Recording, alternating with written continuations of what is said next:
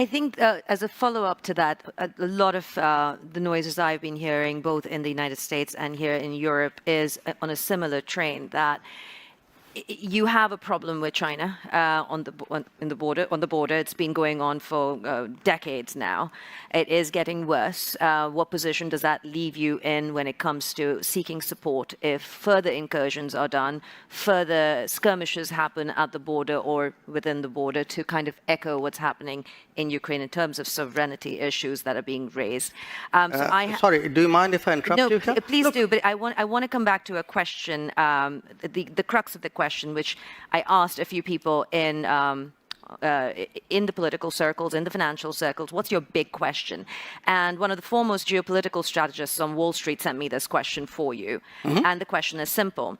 If and when the choice comes down to it, not today, not tomorrow, but in the future, and she strongly believes it will, for India, will it become, in terms of support, the US or China? And that will be kind of a defining moment that comes out of the situation that we face with Russia right now. Look,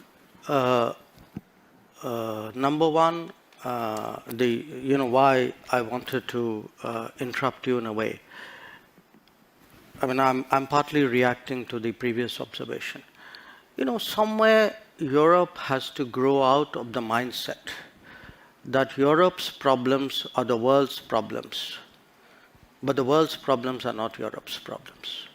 That if it is you, it's yours. If it is me, it's ours. I think that's something, and I see, reflections of that. Again, in terms of, there is a linkage today which is being made. A linkage between China and India and what's happening in Ukraine. So come on, guys. I mean, China and India happened way before anything happened in Ukraine. So the Chinese don't need a precedent somewhere else in the world on how to, engage us or not engage us, or be difficult with us or not be difficult with us. So as I said, I just see this as frankly a not very clever argument, a very self-serving one. This idea that, your grand strategy must be about how you will choose. I will do what, as all of us do. I will weigh the situation, everybody, after all, how do countries eventually make decisions? Mr. Jayshankar, there will always be two axes at this point. I think it's an understood, accepted fact that you have the West, US-led, you have China as the next potential axis. Where does India fit into this? Are you planning to not pick a side? No, I'm sorry. That is exactly where I disagree with you. This is the construct you are trying to impose on me, and I don't accept it. I don't think it's necessary for me to join this axis or not, and if I'm not joining this, I must be with the other one. I don't accept that. I think I'm 1/5 of the world's population. I am today the 5th or 6th largest economy in the world. Forget the history, civilization bit, everybody knows that. But I think I'm entitled to have my own side. I'm entitled to weigh my own interests, make my own choices. And my choices will not be cynical and transactional, but they will be a balance of my values and my interests. There is no country in the world which disregards its interests. So, as a final question, because I know you have to go, and our time has been cut short a little bit by your staff. And the coffee break is coming. The coffee break is less important, but your staff is insisting you have meetings. As a final question, then, to leave us with this perspective, as you say, there's a whole part of the world that we are ignoring and the perspectives that we're ignoring. What will or what is India's position on the world stage? Because if you want to talk about 1/5 of the world's population, you cannot also sit on the fence when it comes to foreign policy matters. Non-alignment isn't plausible if you want to take your position on the world stage. What does it look like with 3 years of your government left, approximately? And what of this term? Of 2 years, actually. 2 years. Yes. Thank you for the correction. Yes. Or even in the next decade or so. What is India's position? Sitting on the fence is not an option to be a world leader. I don't think we're sitting on the fence. Just because I don't agree with you doesn't make me sitting on the fence. It means I'm sitting on my ground. And my ground is actually, what are the big challenges of the world? Okay, big challenges of the world are climate change, I think I'm very critical to the solution. I can be an exemplar. I can be actually an arena for an enormous leapfrogging of green technologies. Look at terrorism. Look at the emergence of a world order.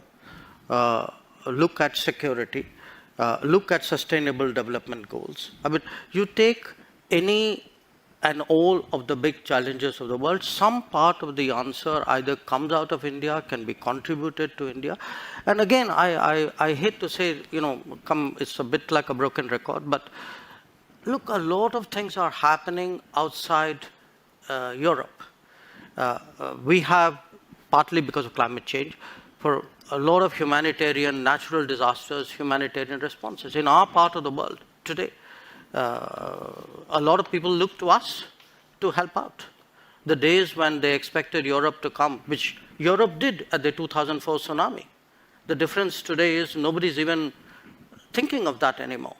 So the world is changing, new players are coming, new capabilities are coming, but a new agenda must come. The world cannot be that Eurocentric as it used to be in the past. And who will India play with? Will it be Europe and the US, or will it be China and Russia? Look, they're not exclusionary, but we are a democracy. We are a market economy. We are a pluralistic society. We have laws and contracts.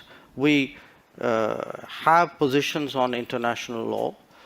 So I think that should give you a fair part of the answer. After all, you began the question with a reference to the Quad. I mean, even though we didn't get much time to talk about it, but the fact that you have today a grouping like the Quad, we just had its summit in Tokyo, where very important decisions were made on connectivity, on telecommunications, on supply chains, on cyber security, on maritime domain awareness. It should tell you something which direction we're going. So again, I urge you that don't use necessarily a caricature version of one situation as a yardstick to pass a sweeping judgment. Because even on Ukraine, do reflect on this point. Somewhere at some point, surely the conflict has to end. Somebody will have to, a set of people, it cannot be a single country, probably not, will have to engage the players. It is our collective interest to find some kind of resolution, unless you're throwing up your hands and say this is not fixable. So at that point, I think people will need us.